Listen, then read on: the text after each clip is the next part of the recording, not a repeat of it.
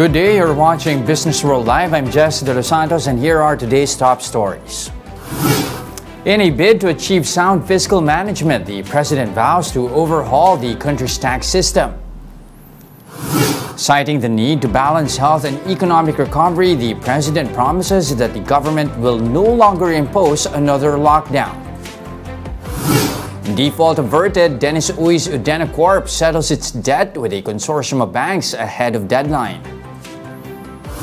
And more Filipinos are keeping their money in banks as shown in the increase in bank deposits.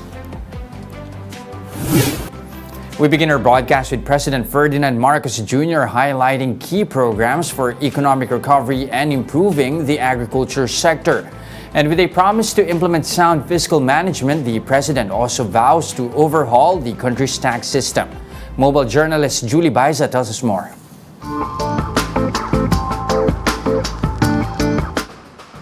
Even during the campaign period, President Ferdinand Marcos Jr. placed emphasis on the agriculture sector, with his promise to bring down the price of rice to 20 pesos per kilo.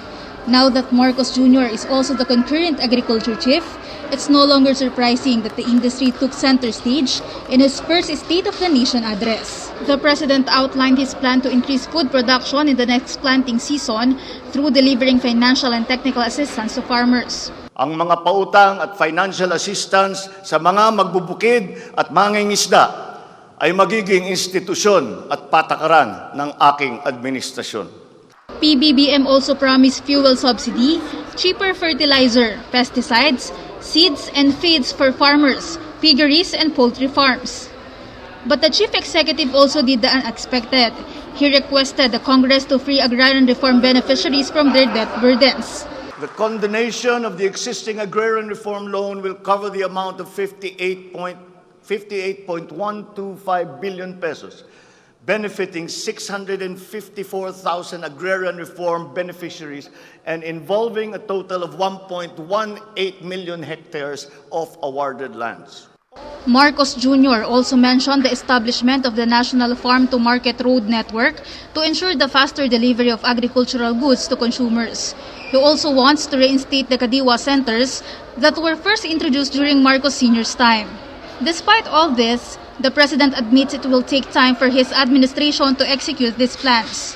Hindi ito magagawa sa isang araw. Hindi magagawa sa isang buwan o isang taon lamang.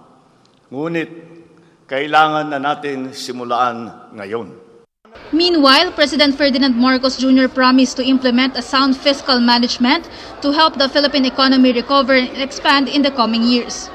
The chief executive says the government will simplify the tax system to make it easier for Filipinos to pay their dues. Among the tax reforms he will push for is imposing VAT on digital service providers. Our tax system will be adjusted in order to catch up with the rapid developments of the digital economy, including the imposition of value-added tax on digital service providers.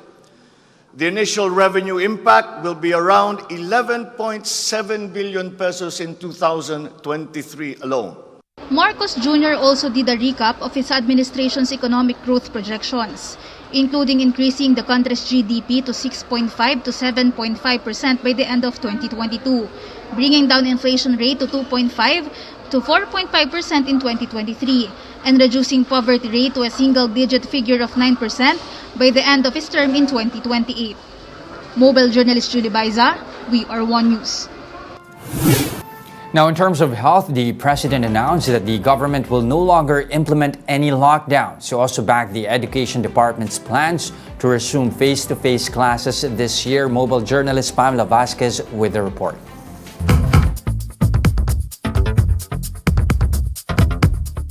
No more lockdowns. That's the vow of President Marcos to Filipinos upon discussing the country's health issues during his first State of the Nation address. Marcos Jr. makes this promise despite the rise in COVID-19 cases in the country. He says another lockdown could be avoided as long as the rollout of booster shots continue. Sa ganitong paraan, kahit pa tumaas muli ang bilang ng mga COVID cases, mananatiling mababa ang bilang ng mga maospital at bilang ng mga namamatay. The Health Department targets to administer at least 23 million booster shots. during Marcos's first 100 days in office. The chief executive says he will retain the alert level system for now, but he reiterates that quarantine qualifications will be up for review. In line with this, Marcos Jr. says he wants to establish a Center for Disease Control and Prevention, which will be the country's vaccine institute. In terms of providing adequate and affordable medicine to citizens, the chief executive says his administration is already in talks with local and foreign pharmaceutical companies. Halimbawa, kung mas marami ang mas murang generic o hindi branded na gamot sa merkado, mas bababa rin ang presyo dahil sa kompetisyon. Marcos Jr. also tells Filipinos that COVID-19 is already part of our new normal, which is why this should not stop the country from re-allowing the conduct of full face-to-face classes this year. The president adds that the administration is also studying whether the K-12 school system should continue. The chief executive also noted the importance of providing more training for teachers, especially on the medium of instructions used in schools. Foreign employers have always favored Filipino employees because of our command of the English language. This is an advantage that we must continue to enjoy. Therefore, the question of our medium of instruction must be continuously re-examined. Mobile journalist Pamela Vasquez, We Are One News. And during his SONA, the president urged Congress to pass at least 19 priority measures of his administration. Included in the list are the National Government Right-Sizing Program, Budget Modernization Bill, remaining tax reform packages, and E-Government Act. The president also wants Congress to enact legislation on e-commerce law, financial initiatives to distressed enterprises for economic recovery, Medical Reserve Corps, and creation of the National Disease Prevention Management Authority and a Virology Institute. The chief executive also pushes for the creation of the Department of Water Resources, Unified System of Separation, Retirement and Pension, E-Governments Act, National Land Use Act, and National Defense Act. Also included in the list of his priority bills are the mandatory ROTC for grades 11 and 12 in NSTP, a law for the natural gas industry, and amendments to EPIRA and the Build, Operate, Transfer law. All right, so much to digest from the President's first SONA. So let's get right to it with our guest, Filomeno III, columnist from BusinessWorld and also the co-founder and coordinator of the Action for Economic Reform. Sir Filomeno, good morning. Thank you for joining us. Good morning, Jes. All right, first, your thoughts on the President's first SONA. Any hits or misses here? Anything that surprised you or was missing, especially when it comes to these economic policies? Let's focus on his priority bills. No one will, on the whole, no one will quarrel with his priority. The challenge, though, is it's a laundry list, and it must be clear what weight should be given to each of these measures. So on the whole, they are okay. One can quibble over some proposals. For me, what is important is to identify what really are the main barriers to our growth and development. President Marcos said that we need to recover quickly. We need to grow the economy. The economic managers are sponsoring some of these measures, particularly the need for a fiscal consolidation program. The fiscal consolidation program, for example, is indeed reflected in the State of the Nation address of President Marcos. But again, there are other measures there, and in the end, we don't know what Congress will, even if they are all priority bills, Congress still has to do some kind of sequencing. There are, as you said, there are 19 priority bills. Difficult to deliberate on them simultaneously, and so there is a need to further narrow that list. Okay, given that, Sir Filomeno, like what you mentioned, it's a laundry list, 19 measures, at least in the priority measures. Which do you think should be prioritized, or which of these measures should be immediately attended to? I know that the favorite bill of the president is the reorganization of the government. The question we have to ask is it really a major obstacle at the moment? Of course, it is a constraint, it is a problem, but should we consider that a binding constraint? I don't think so. And in that regard, we do think that our problems right now revolve around first, high prices, second, jobs, and there can be some tension between stabilizing prices and promoting jobs and investments. The pandemic is still here, so we need measures to have a pandemic resiliency. Because of high inflation and because of supply shortage of food, we need to improve agriculture. These are the most important areas that we should give attention to. Okay, given that, I mean, on the thought on price pressures and as well as supply issues here, PBBM regarding food security, of course, he also will be serving as DA Secretary. There are plans to boost loans, condone debts of farmers, and make inputs more affordable for fisher folks and farmers alike. So are these plans reassuring to address immediate needs when it comes to food supply and security? I still can't say, based on his address. His bills include condonation of loans for farmers. That's okay, but by itself, it will not address our main problem. It can be very responsive to our needs if associated with or connected to other agriculture reforms. Of course, there are some measures that are long-term. The need to increase productivity and boost competitiveness will take some time. But in the short run, we have to ensure food supply, and that will mean opening up the Philippines to imports. There are still barriers to the entry of essential food. And if we really want to provide the food for the people to prevent hunger and to lower prices, we have to relax these barriers. That's for the short term. Of course, for the long term, we need to increase the agriculture budget. You have to reorient Department of Agriculture in order for the government to give attention not only to one sector but to the whole of the agriculture sector. Is that going to pose a problem, especially previously? Of course, we've heard from the president himself, he wants to veer away as much as possible from being that much dependent on imports and instead really boost domestic production.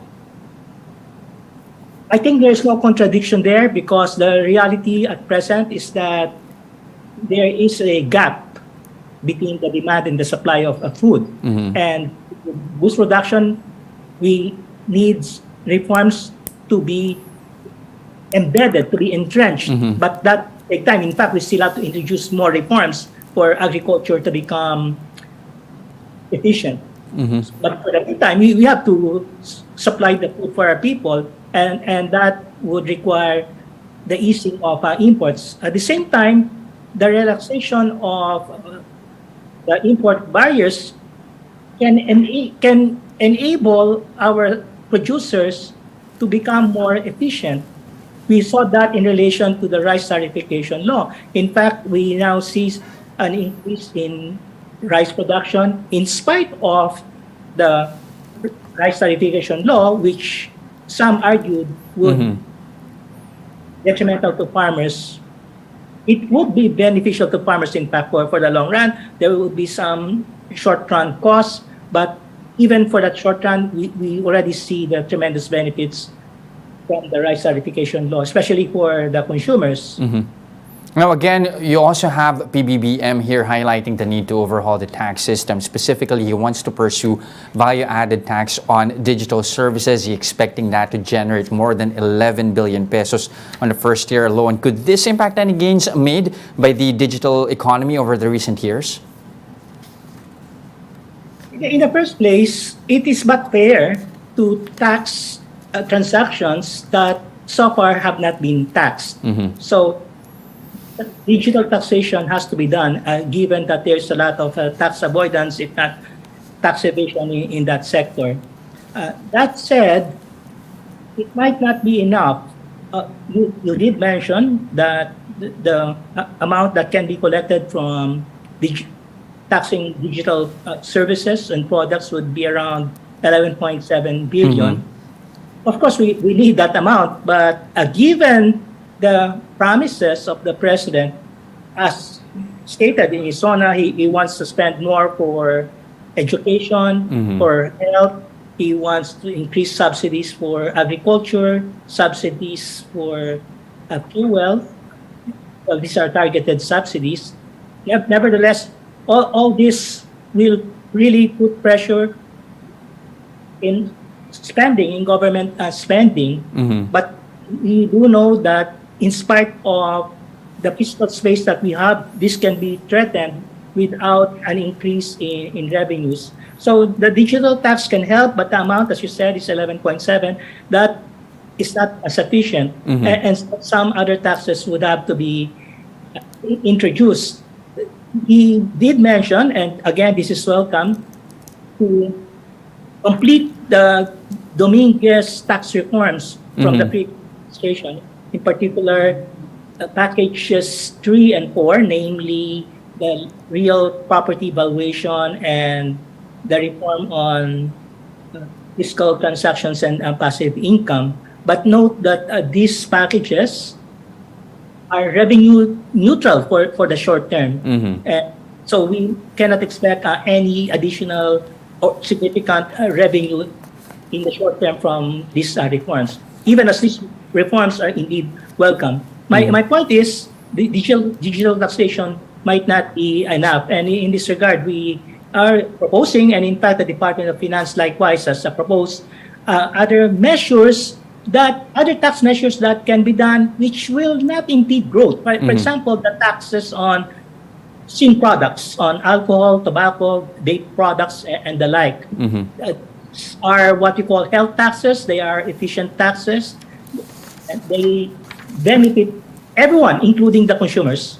So I would suggest that the administration give serious attention to the sin taxes. Okay, now lastly, before we let you go, Sir Filomeno, you have PBBM also urging for a review of the educational system, especially the K-12 program. Your thoughts on that? Will that really help address learning poverty in the Philippines, or will that further put us behind? Again, my question is it a binding constraint? Yes, we have a problem in relation to education. We all do recognize that there is a crisis. It has been a crisis for so long. But is it related to the K-12? In fact, the K-12 reform was done precisely to address the long-standing crisis in education. So my concern is not only in relation to education, but also in other areas. There seems to be a tendency for the Marcos administration to review previous initiatives, previous reforms. If I could give a piece of advice, I would say that, and I quote another colleague, Romy Bernardo, who said, let's do no harm. Let us not reverse the gains that we have gained let's not reverse the gains that we have secured in the past. Okay, very strong words there. At least not reverse the gains that we have made in the past. Thank you very much for your time this morning, Filomeno Santa Ana, the third BusinessWorld columnist and co-founder and coordinator over at the Action for Economic Reforms. Thank you, sir. Thank you too, Jes. Now let's pause for a quick break, but coming right up after that.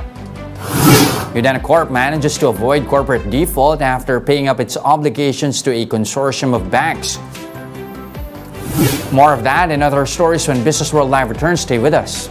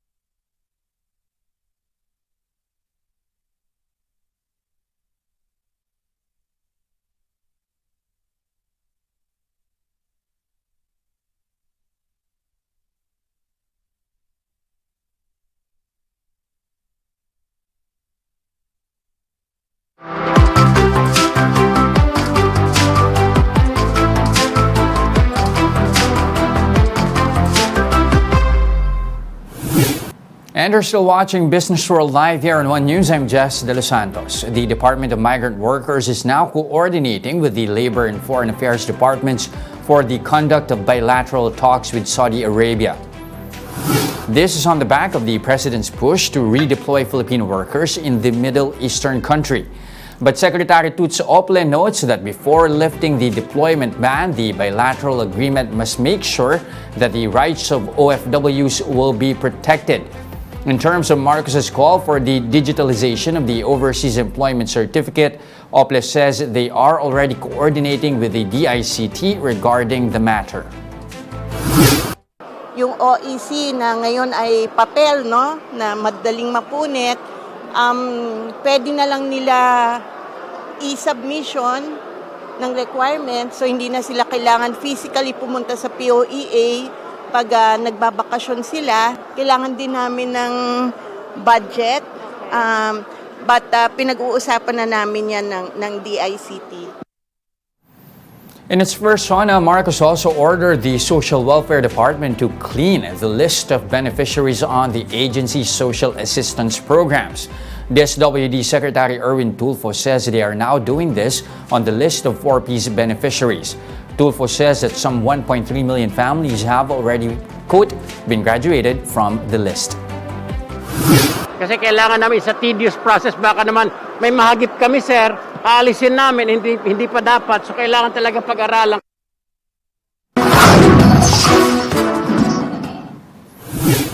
Udenna says it has settled the debt it incurred for its Clark project on Monday, avoiding the possibility of a massive default. The amount due was about 225 million pesos, but should Udenna fail to pay one of its debt on time, the Inquirer earlier reported that so-called cross-default provisions present in the contracts could trigger a slew of defaults in all its other loans. The Dennis Uy-led company also clarified the Clark Global City, or GGDC, did not fail to make any interest or principal repayments with its debt to the consortium banks. Instead, the stated financial liability was to the Clark International Airport Corporation, or CIAC. Now, this from the Philippine Star. More Filipinos are keeping their money in banks as total deposits went up by more than 7% to nearly 13 trillion pesos as of end March. The BSP also reported that foreign currency deposits owned by residents grew by 2.5% to 2.3 trillion pesos in the same quarter. As a result, the total assets of Philippine banks rose by over 7% to more than 21 trillion pesos in the first quarter. The continued growth of banking system assets and deposits reflect the resilience and stability of the country's economic activities and financial transactions. Now, Meralco's core income increased by more than 18% in the second quarter. The power distributor's core net income reached 7.4 billion pesos in the April to June period, higher than the 6.2 billion pesos a year ago. Reported net income during the second quarter, meanwhile, rose 34.6% to 7.5 billion pesos, factoring in one-off items like the impact of create and foreign exchange gains. Meralco attributes the increase to strong energy sales in the last quarter, as well as contributions from its power generation business. And those are the biggest stories on the economic and corporate front today. I'm Jes Delos Santos. We are One News, all sides, all the time. Don't go away. We'll give you the latest on the local bourse when Business World Live returns. Stay with us.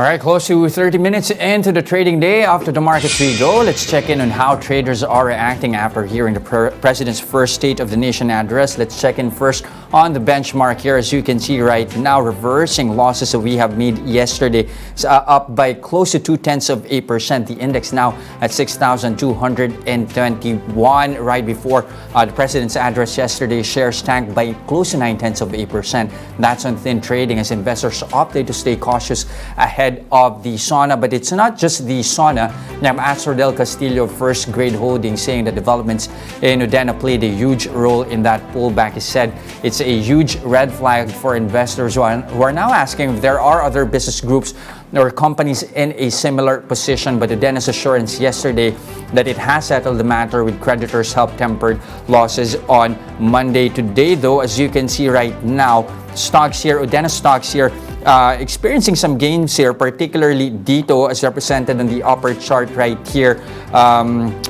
You can see gaining over 2%, now at 4 pesos and 0.02 centavos here. Also, you have PH Resorts so far looking flat for the day.